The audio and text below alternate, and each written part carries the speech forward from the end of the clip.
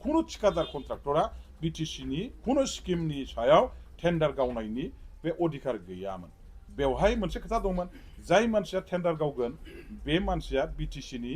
थागिबि जानांगोन बिटिसिनि थागिबियाल'आनो बेयो बिटिसिनि ओंखारनाय गासैबो डिपार्टमेन्टनि खामानिफ्राव टेन्डारखौ गावनो हागोन खिन्थु थांनाय बाराव जों नुबाय मा दिनैहाय डिब्रुगड़ तिनिसुकिया धेमाजि नलबारि बरपेटा आमार माने मा होनो सिलचरनि धुब्री बिलासिपारानि ठिकादारफ्रा गासैबो डिपार्टमेन्टनि जोंनि कन्ट्राक्ट थिका जेब्ला टेन्डार जादोंमोन बेवहाय बिथांमोनहा बे टेन्डाराव पार्टिसिपेट खालामफैनानै बायह्रानि ठिकादारफ्रा गासैबो बेफोर खामानिफोरखौ लाफैजोबदों जाहोनाव जोंनि लकेल जायफोर डमेस्टिक जोंनि जायफोर माने खामानि मावनानै जाग्रा कन्ट्राक्ट ठिकादारफोर बिथांमोनहा खामानि गैयै जादों आरो बिटिसिनि थाखाया बायह्रायाव डाइरेक्ट थांजोबनायाव बिटिसि ओनसोलाव बेफार बानिज्य गासैबो मार्केटआ थाखा फैसा गैयै जानायाव गासैबो जोंनि इक'नमिक एक्टिभिटिसआनो एकदम जुरुला जाजोबदों गिदिर गिदिर बेफार बानिज्य बिजनेस कमिउनिटिनि मानसिफ्रा बिथांमोनहा थांनाय 5 बोसोराव माने डेभेलप जानो हायाखै बेसाखिना जायाखै बेफार बानिज्यआ मोजां सोलियाखै बिथांमोननि इक'नमिक कन्डिशना एकदम माने ब्रेकडाउन जालांदों मानो होनोबा बिटिसिनि थाखाया बिटिसिनि आखायाव थायाखै बिटिसिनि मानसिया कन्ट्राक्ट थिकाखौ मावनो मोननाय मोनबा बे मानसिनि आखायाव थाखा थानाय मोनबा बिटिसिनि हाथाय बाजार सहर बन्दरावनो बिथांमोनहा बाजार खालामगौमोन खिन्थु दिनै नलबारि बरपेटा डिब्रुगड़ तिनिसुकिया सिलचरनि बबेबा धुब्री बिलासिपारानि मानसिफ्रासो बिटिसिनि पिडब्लिउडिनि खामानि बिटिसिनि इरिगेसननि खामानि हेल्थ डिपार्टमेन्टनि गासिबो ओंखारनाय टेन्डारफोरखौ बिथांमोनहा मावजोबोबा खामानि मावखांनानै जे बिल मोनगोन बे बिलखौ दिनैहाय गावबागाव हम डिस्ट्रिक्टआव थांनानै गावनि हम टाउनाव बिथांमोनहा गावनि हम सिटियाव बिथांमोनहा मार्केट खालामहैगोन आरो बिटिसिनि थाखाया बहाय इउटिलाइज जागोन बे जादों ए काइन्ड अफ इक'नमिक एक्सप्लयटेसन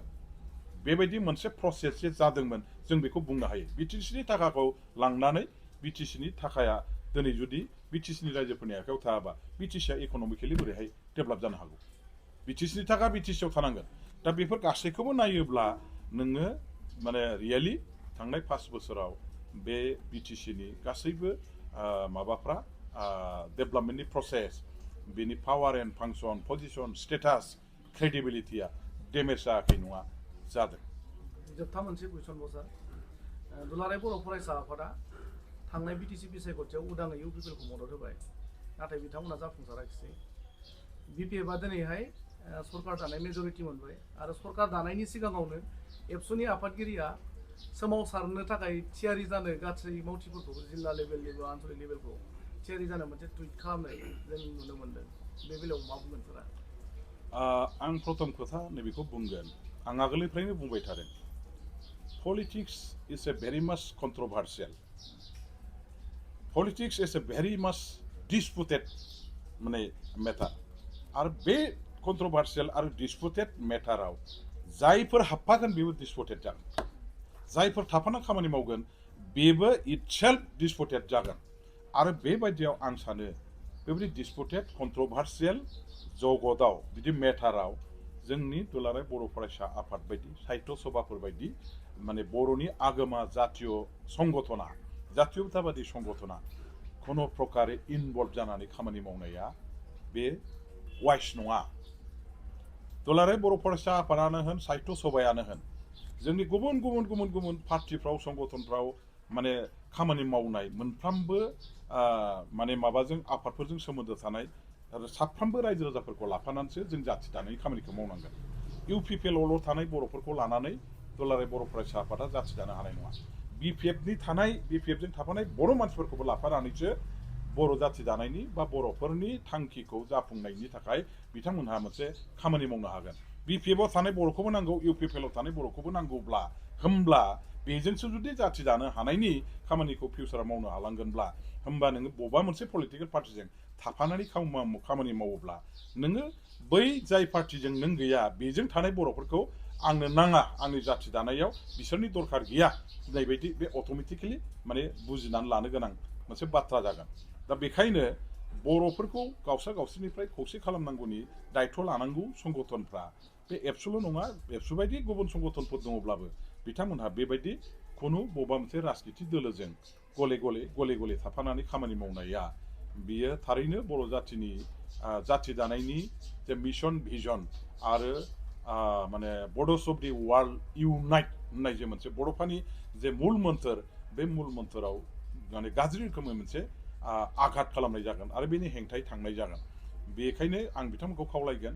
जे पलिटिक्सआव देरहानायबो थागोन जेननायबो थागोन जेननाय दिनै अबस्थायाव फैदों इउ पि पि एलआ दिनै इउ पि पि एलजों बिथांमोनहा इलेक्सनाव खामानि मावफानानै जेनफानो गोनां जानाया दुलाराय बर' फरायसा आफादनिनो जेननाय आरो दुलाराय बर' फरायसा आफादा जेननाय होननाय बे माबायाव अबस्थायाव सिटुवेसनाव भुगिनानै थानो गोनां जायोबा जाथि दानायनि खामानिखौ बिथांमोनहा माबोरै मावनो हागोन आरो बिथांमोनखौ रायजो राजाफ्रा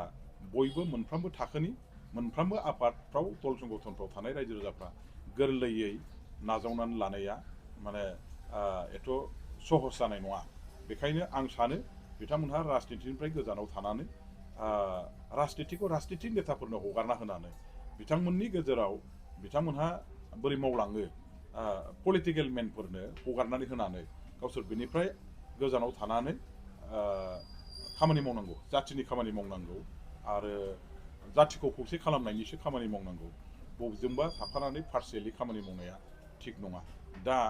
बिथांमोनहा आन्दलननि जे बाथ्रा बुंदों आं सानो आन्दलननि बाथ्राखौ एथ' हाखु दाखुयै बिथांमोनहा नैबे समाव खालामोबा रायजोफोरनि खिन्थु सापर्ट मोननाय नङा खमसे खम दा मोनसे नैबे गोदान गभर्नमेन्ट फैसिगोन गोदान गभर्नमेन्टखौ बिटिसिनि गोदान गभर्नमेन्टखौ गावसोरनि बड' एकर्ड इमप्लिमेन्टेसन खालामनांगौनि बिटिआर एकर्ड इमप्लिमेन्टेसन खालामनांगौनि बबेखौ खालामजायो बबेखौ खालामजाया बेखौ मावनो थाखाय मोनसे टाइम पेरियडखौ दानि गभर्नमेन्टनो बिथांमोनहा होनांगौ नुबाय जे दानि गभर्नमेन्टआ बिटिआर एकर्डनि मावथावथाव दफाफोरखौ गोरलैयै मावनो हानाय दफाफोरखौबो मावनानै होनो बिथांमोनहा गोसो गैया बा मावाखिसै बेबायदि जुदि लाङो दिङो बा गारनानै दोननाय अबस्था नुयोबा बावहाय गभर्नमेन्टनि दायित्वखौ गभर्नमेन्टखौ बुजिहोनो थाखाय बेबायदि सोमावसारनाय हाबाफारि लाहैनाय मानाया बेयो बै समावहाय सिन्था खालामहैयोबा मोजां किन्तु नैबे समाव दानो बिथांमोनहा सोमावसारनायनि बाथ्राखौ जुदि बुङोबा बे गोरोन्थि जागोन आरो बे पलिसि स्ट्रेटेजियाव माने मोनसे बिथांमोननि रं जायोब्ला गोरोन्थि जायोब्ला आरो रायजो राजाफ्रा बेवहाय सापर्ट होनाय नङा आरो without people support without the involvement of the public